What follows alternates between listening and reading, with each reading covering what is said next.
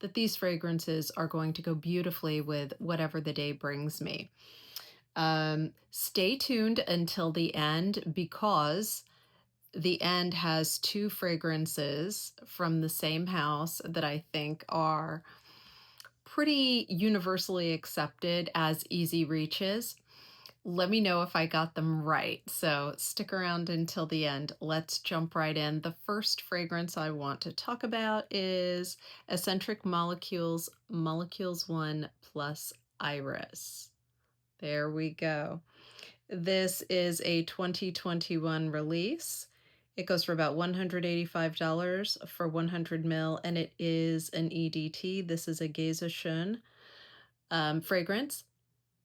This is basically ISO E Super and Iris. So ISO E Super is kind of it's hard for me to describe. It's a fragrance note that is, somewhat woody, I've heard it described as moderately aldehydic, a little bit fresh and sometimes soapy, but this fragrance to me is just so easy to reach for. I never mind that I've put it on. It's always a good decision, right?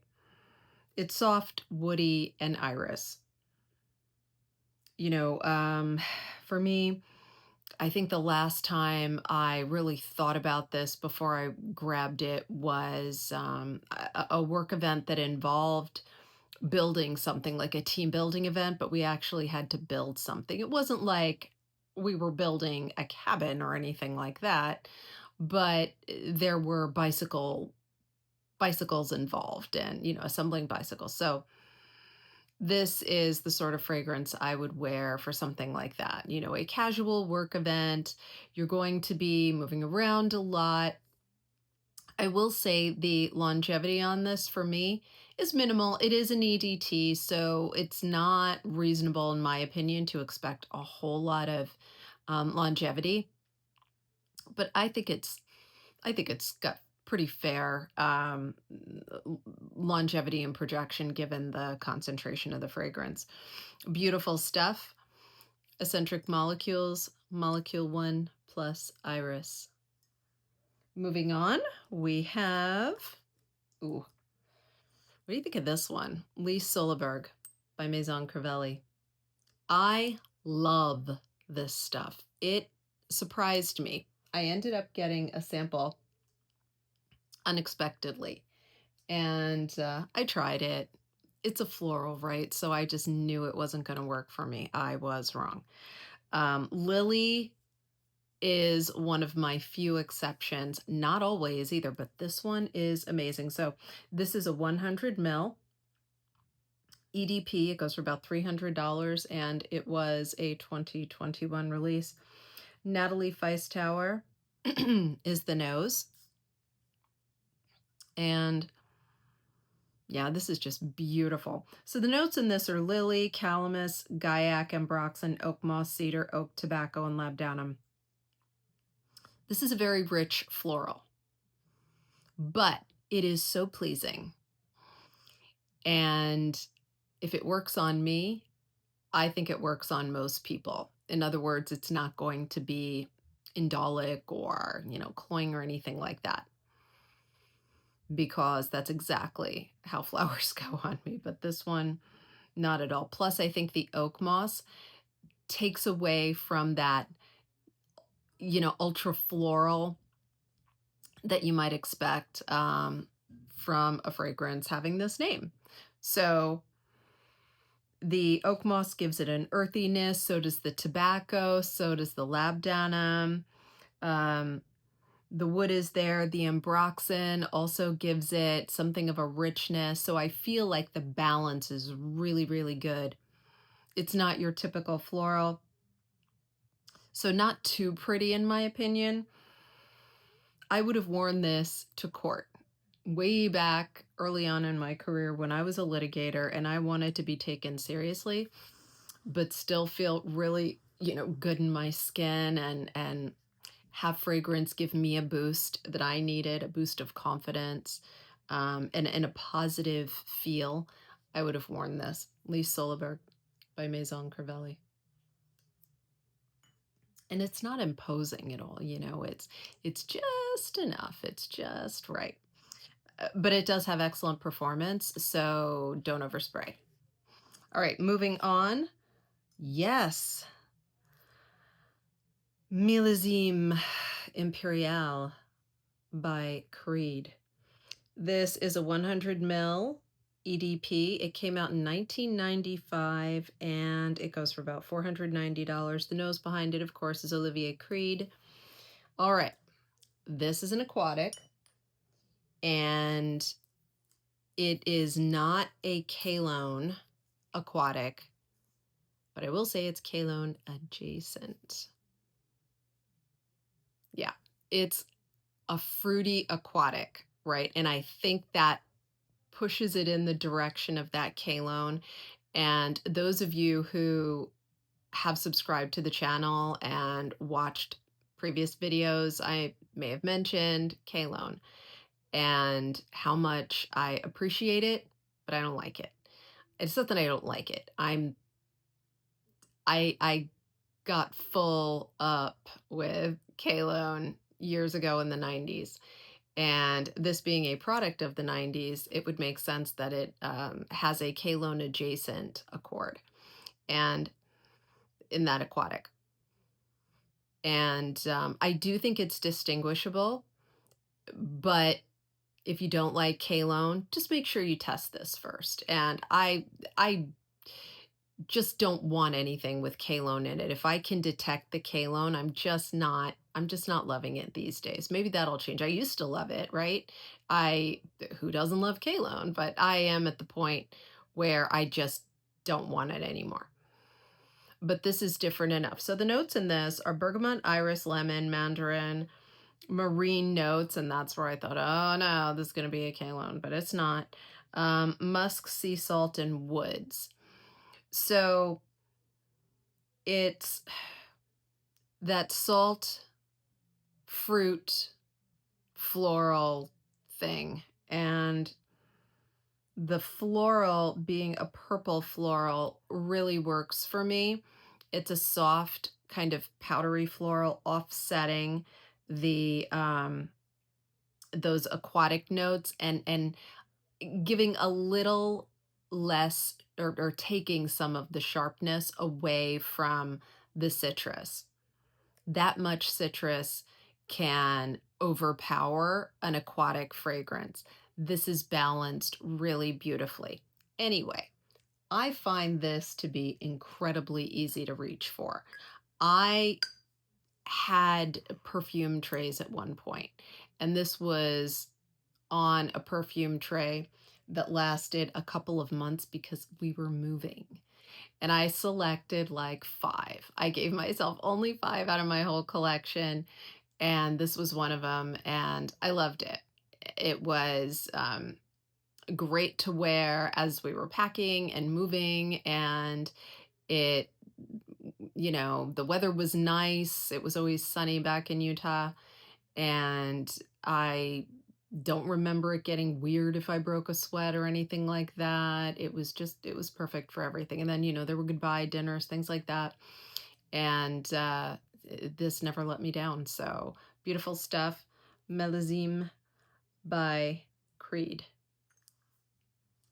Moving on, next we've got Intime, Extime by Pierre, Guillaume. Love this house. Okay, this is a 50 ml 2022 release. It's an EDP and it goes for $125. This is white tea, iris, incense, vanilla, Itaba wood. This fragrance, when I first put this on, without fail, it makes me think of when I was a kid sneaking a giant serving spoonful of Cool Whip and not being able to fit the spoon in my mouth. The spoon was too big. But just like having a mouthful of that Cool Whip what it felt like, what it tasted like. This is not a gourmand. However, it has that feel. And what I remember most about Cool Whip is I'm not really a fan of sweets. Once in a while, I don't mind them. But Cool Whip was, for me, less sweet than regular whipped cream. And I think it lasted longer. So my mom, years ago, before, people started talking about, um, different chemicals in the food and, trans fats and whatnot.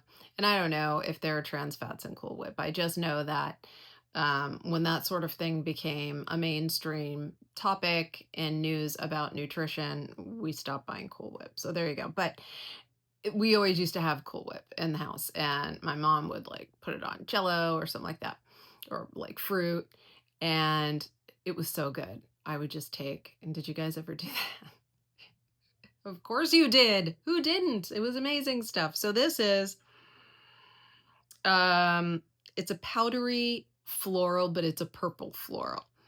And it's got that vanilla and that makes it lean in. Well, it's not a gourmand, so I'm not going to even say it leans in that direction. It's a very subdued floral vanilla balanced by beautiful tea. This is wonderful for any occasion. Um, I just, I never go wrong reaching for this. I get compliments on it. Anyone who smells it loves it. It's definitely, I think, a little feminine leaning, but it's still unisex. It's not ultra feminine. And I don't know how it would smell on a masculine person. I'm guessing just as good. I think it all has to do with body chemistry anyway, when you get right down to it. Different things or different fragrances smell, differently on different people, right? So this is just gorgeous. And I tend to overspray this, which is a mistake because it lasts. And by the time I get home, I will have reapplied this far too many times. And my husband's like, "Wow, I can smell you coming from, a mile away." Who cares? I love it. Gorgeous stuff. Intime, Extime by Pierre Guillaume. All right. Next we have, from the same house, Leair Neros by Pierre Guillaume. This is a bigger bottle. This is a 100 ml EDP 2023 release, and it's about $180. This is lilac, powdery notes, white chocolate, tonka bean, and cacao. Again, not a gourmand, but yeah, definitely not a gourmand. It's less of a gourmand than Intime Extime, which one might argue could lean in that direction. I don't think so. I've got some pretty powerhouse gourmands, like super photorealistic. Not that one, except for the whipped cream part, but I digress. The notes would make you think it's a gourmand, but it is absolutely not. It's clean, easy, bright, warm, and powdery. Excellent performance. You got to watch out about overspraying, but I certainly never, I always indulge myself when I want to overspray, especially if it's a fragrance like this. I just can't get enough. So easy reach, no doubt. When do I wear this? Well, I wore this the day before yesterday when I had to do a presentation in front of about 100 people. And they were some pretty senior people there, and this was perfect for the occasion. It worked for everything. I had some errands to run after work, and it was perfect for that. It was perfect in the heat of the moment during the presentation. Absolutely delightful. Gave me that positive feeling. I could smell the fragrance on myself, and the fragrance being something I like, it added an element of positivity to how I felt in the moment of the presentation, which is never a bad thing. Leair Neros by Pierre Guillaume. truly unisex. Let me just add that. And for the creed, I probably should have mentioned that as well. Also truly unisex. The next two fragrances are the last two. Now, these are very popular fragrances when it comes to, playing it safe. Some people refer to them as, easy reaches, or what's the common term I always hear everyone say? I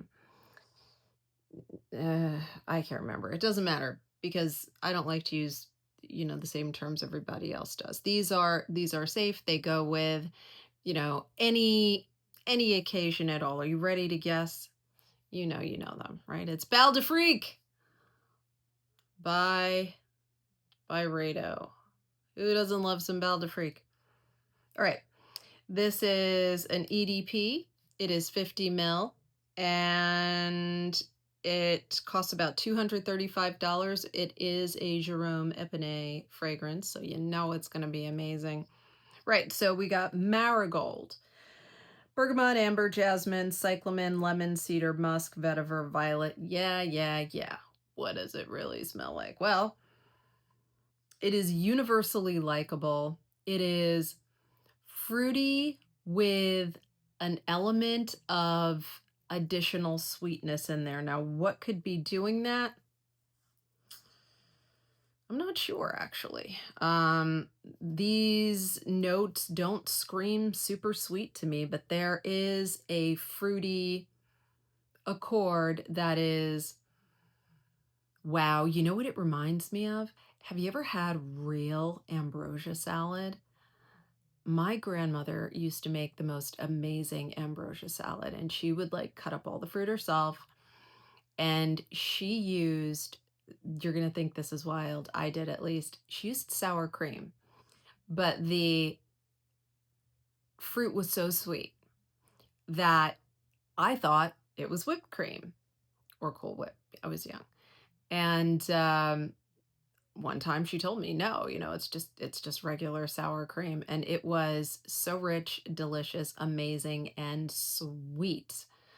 That kind of sweetness I can tolerate. There's something about, I don't know, maybe it's the fructose versus like a high fructose corn syrup, like real fructose from the fruit I really enjoy. So this makes me think of, it's sweet like real ambrosia salad. So this is perfect for anything. This is brunch, a morning walk, shopping, dinner, work, anytime. This stuff is amazing. Just lovely, lovely, lovely. It's got a little bit of a wood element in there. Is there a sandalwood in here? No. Maybe it's the vetiver? I don't know. I sometimes think that the notes listed are just a guide. I don't know that the perfumer always intends to have these notes show up in the fragrance. I think they're looking for a certain smell or a smell that touches them.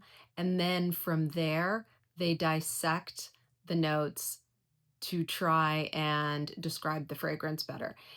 Am I right? Let me know in the comments. I'm very curious about that because there are times, as you probably experience yourselves, where I am definitely picking up something that is not listed in the notes. And there's yeah, so in here, just to be clear, there's either a banana leaf or a pandan leaf in here is what I'm getting. So it's not just any fruit, as you take it in more, it's also something of a Southeast Asian green, warm, rice-like note. And for me, that's pandan leaf, gorgeous stuff, Bal D'Afrique. You know it, you love it. Who doesn't? Goes with everything. Is it feminine leaning? Yeah. Could a masculine person wear it? Of course. Moving on to tonight's last selection. What do you think it is? It's G water. Come on. You knew that. Byredo Gypsy water. This eau de parfum is 50 mil. It also goes for about $235. It's an EDP, and of course, it too is Jerome Epinay. So we've got bergamot, amber, incense, juniper, lemon, orris, pepper, pine, sandalwood, and vanilla. It's a citrus-forward, woody, piney fragrance. This makes me think of Scandinavia in the summer, fjords, midsummer. There's a maypole. There's various baked fruit-based desserts that aren't too sweet because I don't like, super sweet stuff, and it's my vision. Gorgeous, gorgeous, gorgeous stuff.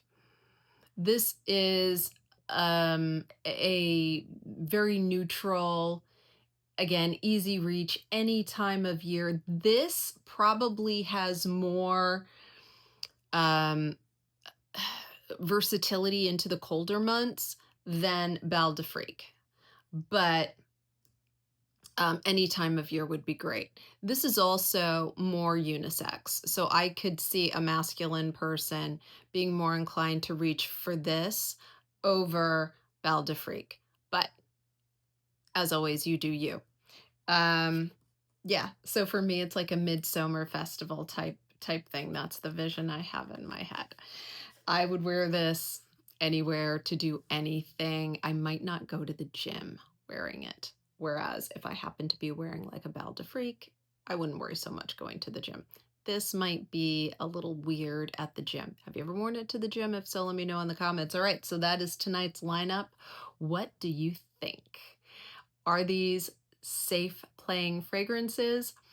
Are they good for any occasion, from, I don't know, Sunday worship to dinner out with friends to work to jeans and a t-shirt running errands? What do you think? I think they all fit the bill. Please consider subscribing if you are not yet a subscriber, and I love to get comments, so please leave me some. And if you enjoyed the video, give me a thumbs up. I'll see you in the next one. Bye.